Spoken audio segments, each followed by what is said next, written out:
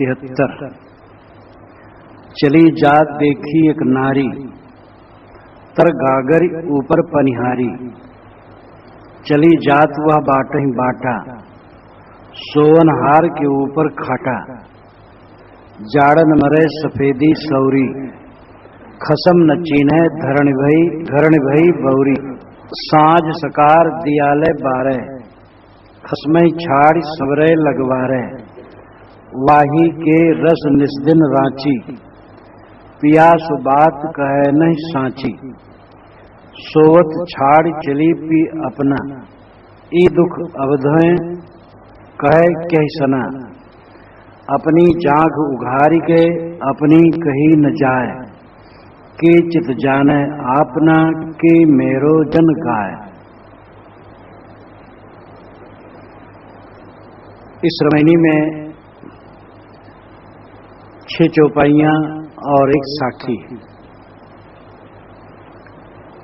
मनोवृत्ति का इसमें वर्णन है और वह रूपक में। साहब कहते हैं, एक स्त्री को मैंने जाते देखा और वो पनिहारिन थी, पानी भरने वाली।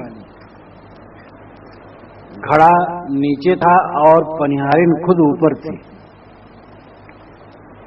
वह रास्ते रास्ते जा रही थी। चली जात वह बाटे बाटा, फिर थक गई और सो गई। तो वो तो स्वयं नीचे थी और खाट उसके ऊपर थी, सोवनहार के ऊपर खाटा। जाड़न मरे सफेदी सौरी, सौरी कहते हैं चद्दर को। सफेदी सौरी उज्जवल चद्दर या अच्छी रजाई ओढ़े हुई थी, लेकिन जाड़ों से परेशान थी, खूब ठंडक में परेशान थी। खसम न चीन्हे घरण भी बौरी।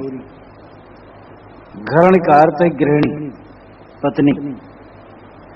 वह स्त्री अपने पति को नहीं पहचान रही थी और पगली बनी थी। सांझ सकार दियाले बारे, सांझ सकार सुबह शाम दीपक जला करके अपने पति को खोजती थी, लेकिन खसमे छाड़ सबरे लगवा रहे। अपने खसम को पति को छोड़ करके वो लगवार का स्मरण करती थी, जार का स्मरण करती थी। वाही के रस निस्दिन रांची,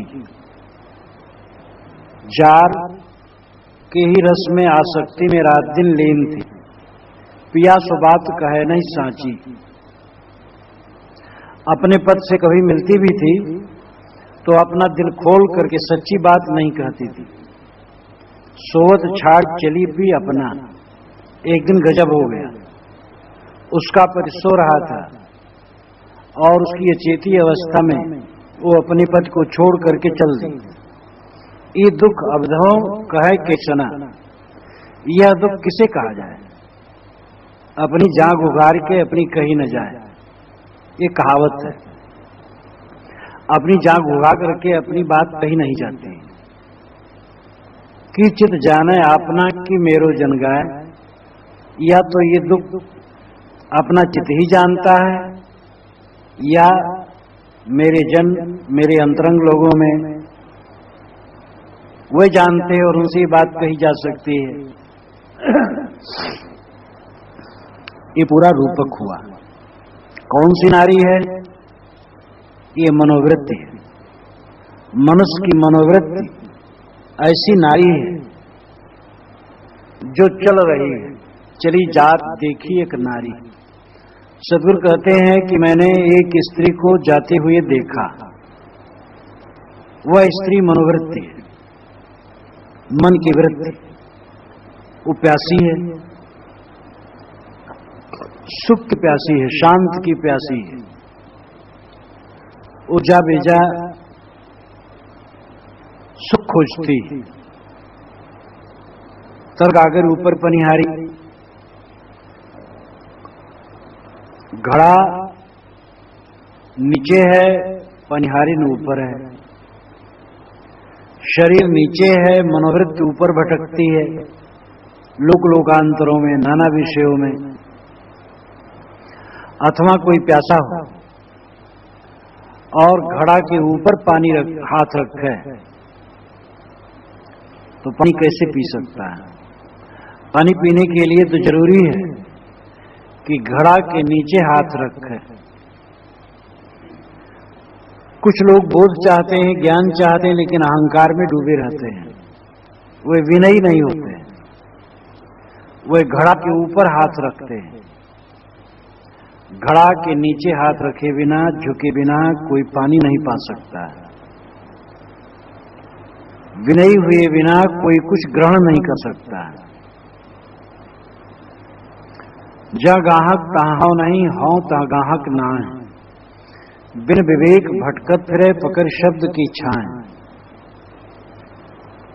जिसमें ग्रहण करने की बुद्धि होगी उसमें अहंकार नहीं होगा, और जिसमें अहंकार होगा उसमें ग्रहण करने की बुद्धि नहीं होगी। वो तो बिना विवेक के शब्दों की छाया पकड़ करके घूमता रहेगा। चली जात वह बाटे ही बाटा।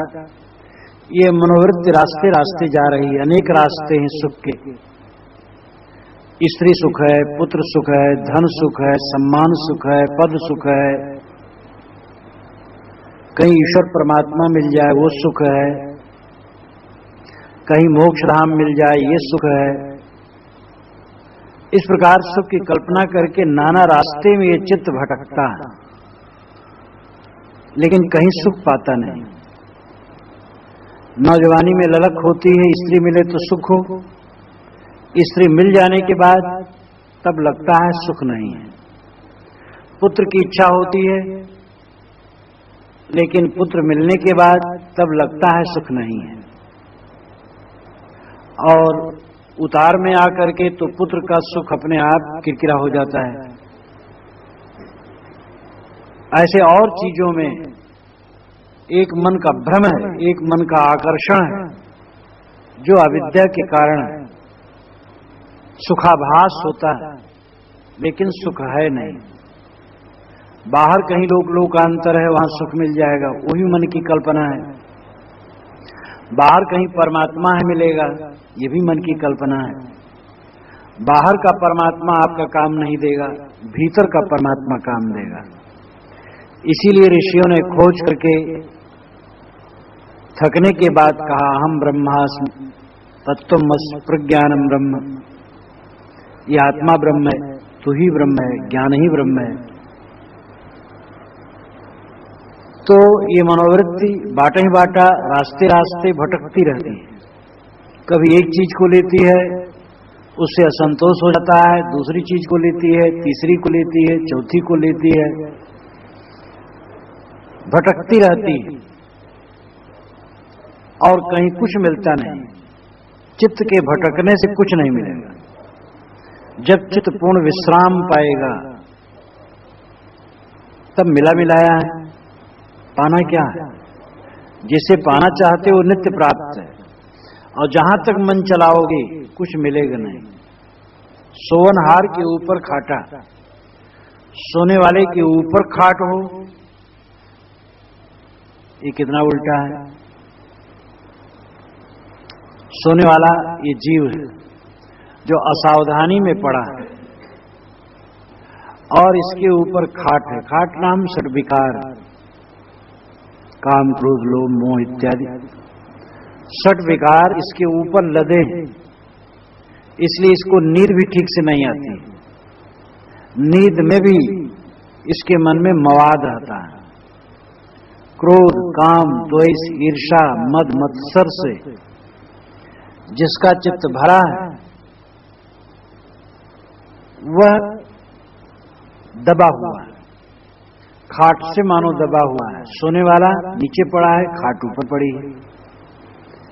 ये षड्विकार उसके ऊपर हैं और उसमें जीव पिस रहा है। जाड़न मरे सफेदी सौरी, सफेद रजाई है, उज्जवल रजाई है, बड़ी अच्छी रजाई है। ऐसी रजाई ओढ़ करके ये जीव जाड़ों से मरता है। अर्थात ये जीवन उत्तम है, मानव जीवन विवेक साधन संपन्न है, ऐसा जीवन पा करके भी जीव दुखी है, क्योंकि विवेक का काम नहीं करता है। मानव शरीर विवेक साधन संपन्न है, कोई शरीर ऐसा नहीं है जो विवेक संपन्न हो मानव के अतिरिक्त। लेकिन इस शरीर से मानव वही काम करता है जो पशु करते हैं, दौड़ना, पेट भरना, प्रजनन करना, बाल बच्चों को संभालना, इतना काम पशु पक्षी सब करते हैं। और इतना ही मनुष्य करता है। अनपढ़ करता है, पढ़ा लिखा करता है, चपरासी करता है, कलेक्टर कमिश्नर करता है, विवेक नहीं जगाता है। वह कौन है? उसे दुख क्यों है? इसका उसे विवेक नहीं। उत्तम रजाई को ओढ़ करके भी जाड़ों में मरना, ये कितना उल्टा है। उत्तम मानव चोला, विवेक साधन संपन्न मानव चोला को पा करके भी भटकते रहना, दुख भोगते रहना, ये दुर्भाग्य है। मानव के जीवन में दुख नहीं होना चाहिए। सारा दुख, सारी समस्या अज्ञान जनित है। यहां क्या लेकर के हम आए हैं? क्या मेरा और क्या खो गया? सब यही की चीजें हैं, बीच में मिली हैं, बीच में छुटेंगी। ऊंच नीच है मध्य की वाणी, एक है पवन एक है पानी। ऊंच नीच की भाषा मध्य की भाषा है। जीव के साथ कुछ नहीं। लब्ध्वा बहुन लाभान सुखम भुक्त्वा चान्नत रिक्त हस्तश्च नग्नश्च यास्याम रुस्तो यथा। बहुत काल तक सुख भोगा और बहुत लाभ पाया, लेकिन अंत में खाली हाथ नंगे बदन उसी प्रकार जाना पड़ेगा जैसे चोरों ने किसी का सब कुछ छीन करके उसे खदेड़ दिया हो। तो यहां क्या समस्या है? क्या तुम्हारा है और क्या बिगड़ रहा है? क्या टूट रहा है? जब शरीर तुम्हारा नहीं तो क्या है? अगर मन में दुख है तो ये समझ लेना चाहिए कि न समझना है, अज्ञान है, अविद्या है, और कुछ दुख नहीं। अगर आदमी को रोटी मिल जाए और तन ढकने के कपड़े मिल जाएं और सोने की जगह मिल जाए, फिर क्या दुख है? लेकिन मान्यताओं का जाल बिछा करके जीव अहंकार में, पाखंड में, दम्भ में पड़ करके रात दिन जलता है। जाड़न मरे सफेदी सौरी, खसम न चीन है घरण भई बौरी। ये घरणी, ये गृहिणी पगली हो गई, अपने पद को नहीं समझती। मनोवृत्ति गृहिणी, इस शरीर रूपी घर की व्यवस्थापिका मनोवृत्ति, और ये पगली हो गई है। ये खसम को नहीं पहचानती। खसम का मतलब पति। इस शरीर में पति आत्मा ही है, आत्मा ही उसका पति है, लेकिन उसको नहीं पहचानती और भटकती है बाहर। मनोवृत्ति जा बेजा दर बदर भटकती रहती है। अपने आत्मा राम को समझे कि हमारा पति, हमारा परमात्मा, हमारा ब्रह्म, हमारा राम अपने आप अंदर ही है, और उसमें विश्राम करे, महासुख पाए। लेकिन समझती नहीं है, पगली। सांझ सकार दियालय बारे, खसमई छाड़ सबरे लगवारे। सुबह शाम दिया जला करके तमाम देवी देवताओं के सामने वह परमात्मा को खोजती है मनोवृत्ति। देखोगे कई जगह गांवों में, शहरों में भी लोग सुबह शाम तुलसी के नीचे, तुलसी के पेड़ के नीचे दिया जलाएंगे।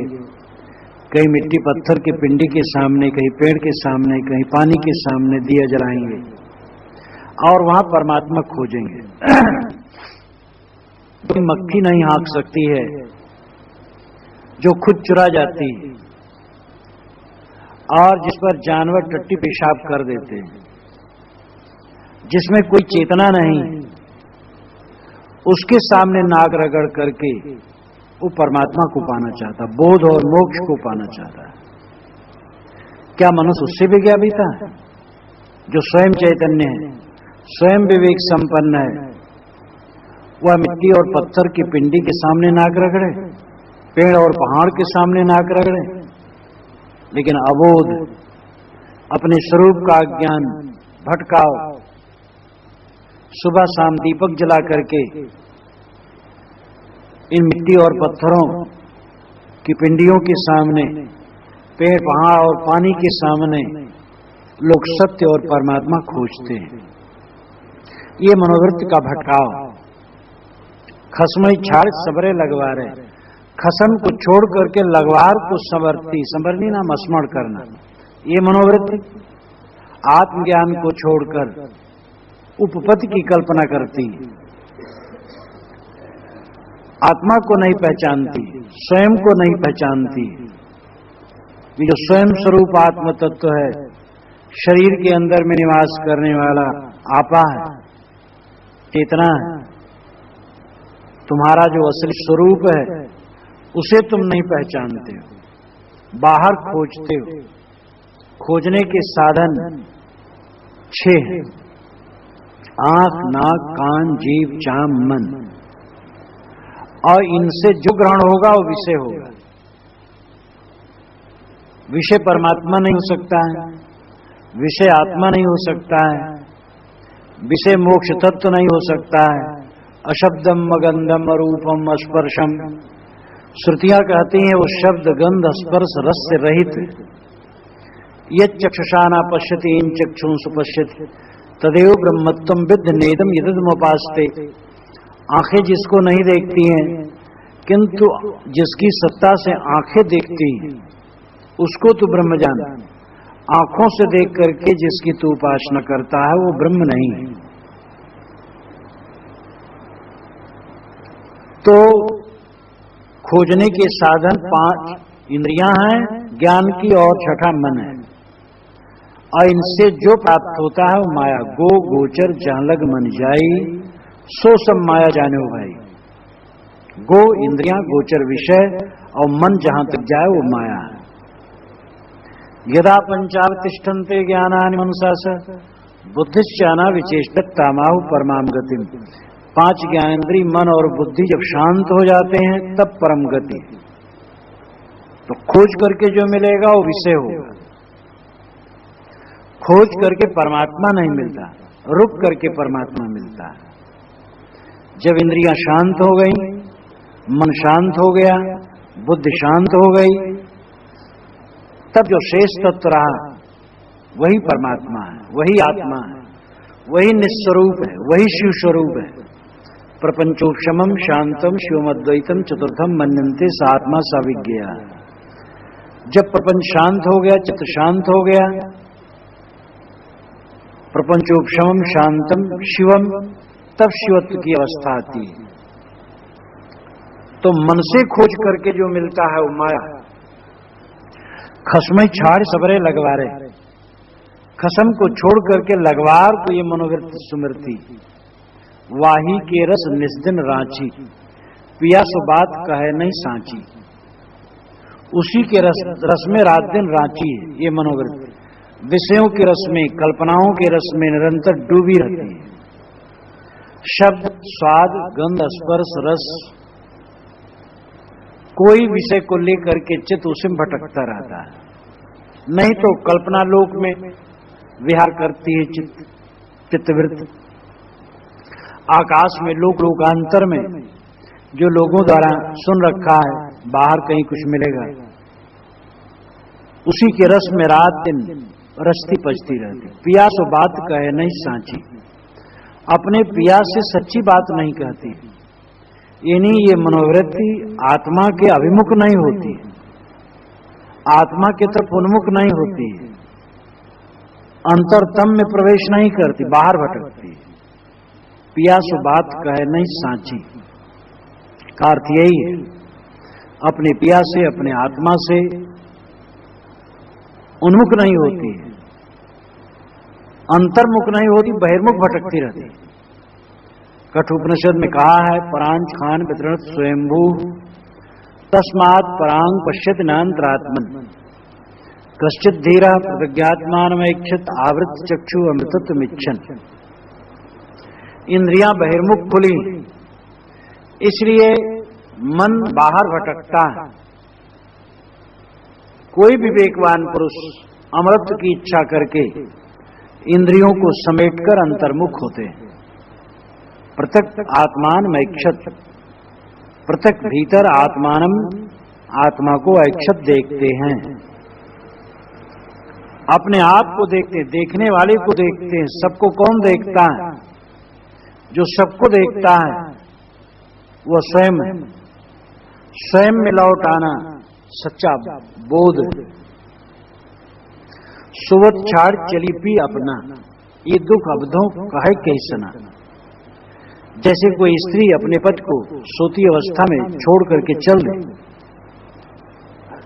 तो पति बेचारा अपना दुख किससे कहे कि मेरी पत्नी भाग गई। कितना पतिहास है। ये जीव सो रहा है, घर द्वार बाल बच्चे मान बढ़ाई पद प्रतिष्ठा नाना मान्यता के मोह में सो रहा है, बेभान है। मैं कौन हूं, जगत क्या है, मेरा कर्तव्य क्या है, कोई होश हवास नहीं। किस लिए जीवन मिला है और क्या हम कर रहे हैं, थोड़ा भी ख्याल नहीं। आदमी बेभान होकर के सो रहा, सोच छाड़ चली भी अपना। अब ऐसी अवस्था में मनोवृत्ति का भटकना स्वाभाविक है। जब जीव स्वरूप ज्ञान से सोएगा तो चित्तवृत्ति भटकेगी। मनोवृत्ति अपने सोते हुए पति को छोड़ करके चल दी। आत्मा जब अपने स्वरूप से बेभान है, जीव अपने स्वरूप से बेभान है, तो मनोवृत्ति भटकती। ये दुख अवधों कहे कैसना। यह दुख भला बताओ किससे कहे? अपने चित्त का भटकाव किससे कहे? अपनी जांघ उघार के अपनी कही न जाए। अपनी जांघ उघार का मतलब है अपना दोष, अपनी त्रुटियां किससे कही जाए? नहीं कही जाती। एक आदमी कागज ले ले, पेंसिल ले ले, 1 घंटा बैठ जाए और उसके मन में जो ख्यालात आए उसको लिखता जाए पूरा ईमानदारी के साथ, और 1 घंटा लिखता जाए। उसके बाद वो कागज किसी को दिखा नहीं पाएगा। पता नहीं उसके मन में क्या क्या खुराफात 1 घंटे के अंदर में आ गई होगी। अब यह दुख किससे का है? जो अंदर की गड़बड़ियां हैं, चित्त की मलिनता है, चित्त का भटकाव है, किससे का? कि चित्त जाने अपना। ये तो अपना ही चित्त जानता है कि वो कहां कहां जा रहा है। कि मेरो जन का है। साहब कहते मेरे जन, संत जन, साधक जन। इसका खुलासा करके साधकों को समझाते हैं, मन की गतिविधि समझाते हैं और उससे पार होने का रास्ता बताते हैं। सामान्य मनुष्य की चित्तवृत्ति भटकती, जो पूर्ण साधना में स्थित हो जाता है उसका चित्त स्वस्थ हो जाता है और वह अन्यथा नहीं भटकता है। वह विवेक में रहता है, समाज में रहता है, व्यवहार में भी रहता है, तो सुचित्त रहता है, अन्यथा नहीं रहता है। सामान्य स्तर की बात साहब कह रहे हैं कि सामान्य लोगों का मन कैसा है, उनका चित्त निरंतर भटकता है। परमात्मा नहीं पाना, मोक्ष नहीं पाना, सुख नहीं पाना, चित्त को स्थिर करना। चित्त स्थिर हो गया, बस परमात्मा मिल गया, सुख मिल गया, मोक्ष मिल गया। कारण को खोजो। तुम अन्न पाना चाहते हो, खेती करो, खेती करने का जितना काम है पूरा करो, अन्न अपने आप आ जाएगा। अन्न पुकारते हो, अन्न कैसे मिलेगा? रुपया चाहते हो, व्यवसाय करो, नौकरी करो, मेहनत करो, उसमें रुपए अपने आप फलेंगे। रुपए रुपए जपने से रुपए नहीं आते। सर्वत कारण कार्य की एक व्यवस्था है, कारण से कार्य होता है। आदमी कार्य के लिए दौड़ता है, काम सफल हो जाए, कारण पर ध्यान नहीं देता। पेट खराब है, डॉक्टर के पास गया, डॉक्टर ने कहा क्या है? वो कहता है डॉक्टर साहब बुखार है, तो बुखार की दवाई लिख दी। डॉक्टर साहब सरदर्द भी होता है, उसकी भी दवाई लिख दी। डॉक्टर साहब शरीर पूरा दर्द करता है, उसकी अलग दवाई लिख दी।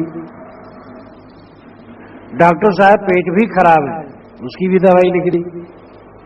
अब ये सारा जहर इकट्ठा करके आदमी खाया, इसमें और मरना है। सीधी बात है, पेट खराब है, अनशन करो, पेट को हल्का होने दो, सारा रोग चला जाएगा। न बुखार रहेगा, न सरदर्द रहेगा, न शरीर दर्द रहेगा, न कुछ रहेगा। कारण पर लोग नहीं जाते हैं, कार्य चाहते काम हो जाए, मोक्ष चाहते हैं, परमात्मा चाहते हैं, सुख चाहते हैं, लेकिन न चित्त को समझना चाहते हैं, न उसको सुबस करना चाहते हैं। जिंदगी बिता दो, जो मन को न समझेगा और मन को ठीक न करेगा, कभी सुखी नहीं होगा। इसमें किसी के लिए क्षमा की कोई गुंजाइश नहीं है। प्रकृति में सबके लिए समान विधान है, प्रकृति में क्षमा नाम की कोई चीज नहीं है। इसीलिए लोगों ने देवी देवताओं की कल्पना की और उनसे क्षमा कराने के लिए लड्डू चढ़ाना शुरू कर दिया। घूस लेने देने की आदत इंसान की, तो देवता के सामने लड्डू चढ़ा दो, क्षमा कर दे, बस मामला खत्म हो जाए। लेकिन क्षमा राम को क्षमा नहीं हुई, कृष्ण को क्षमा नहीं हुई, वे अपने कर्म फल भोगे। बाली को राम ने छिप के मारा, तो कृष्ण जन्म में उन्होंने जरा नाम के व्याध से अपना प्राण त्यागा, उनके बाण से। श्री कृष्ण ने शिशुपाल की भुजा उखाड़ ली, तो जगन्नाथ में भगवान ठूठे बैठे। पंडितों ने क्षमा नहीं की रामकृष्ण को और कहा ये भी अपने कर्म फल भोगे। प्रकृति में क्षमा नाम की कोई चीज नहीं। अपने को धोखा मत दो, देवी देवताओं के भटकाव में मत भटको, कोई क्षमा कर देगा। और तुम प्रार्थना करोगे, गिड़गिड़ाओगे तो वो फल दे देगा। मन को समझो, मन को ठीक करो, मन शुद्ध हो जाएगा, गिड़गिड़ाने की जरूरत नहीं रहेगी। फिर नम्रता, सरलता, भक्ति तो जरूरी है ही है, लेकिन समझना तो है चित्त को, मन को, जो ये मनोवृत्ति भटक रही है रात दिन, उसको समझो और उसके निग्रह की चेष्टा करो। तुम समझोगे बड़ा कठिन काम है। पूजा पाठ सरल है, पूजा पाठ सरल है, ठीक है, पूजा पाठ करो। पूजा पाठ का भी मतलब है कि चित्त समझो और चित्त को शुद्ध करो। कठिन काम छोड़ नहीं दिया जाता। क्या कठिन नहीं है? व्यवसाय कठिन नहीं है, नौकरी कठिन नहीं, खेती कठिन नहीं है, शादी करके स्त्री को पालना और निभाना कठिन नहीं है, बाल बच्चे पैदा करके जीवन भर उनको निभाना क्या सरल है? और सारा काम कर रहे हो। वह चित्त का निग्रह ही कठिन है, जबकि वो सबसे सरल है। न पत्नी बस में रह सकती है, न बच्चे, और न दुनिया की चीजें हमारी इच्छा अनुसार मिल सकती। चित्त एक ऐसा है जिसको हम चाहें तो बिल्कुल हमारे बस में हो सकता है। जो बिल्कुल सरल है उसको हम बिल्कुल कठिन मानते हैं, और जो कठिन ही नहीं, असंभव है, उसको हम सरल मानते हैं, क्योंकि बुद्धि उल्टी है।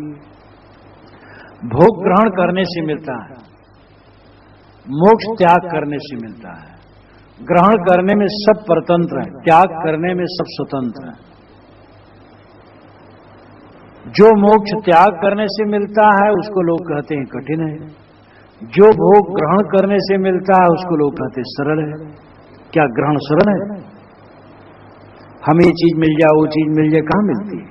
जवानी बनी रहे कहां रहती है? सौंदर्य, गठन, जैसा मन चाहता है अपने शरीर का, अपने बच्चों का, अपनी पत्नी का, अपने साथियों, कहां रहता है? तो सुवस्था कहां? भोगों में। जिन भोगों में सुवस्था नहीं है उसके लिए रात दिन नाचते हो,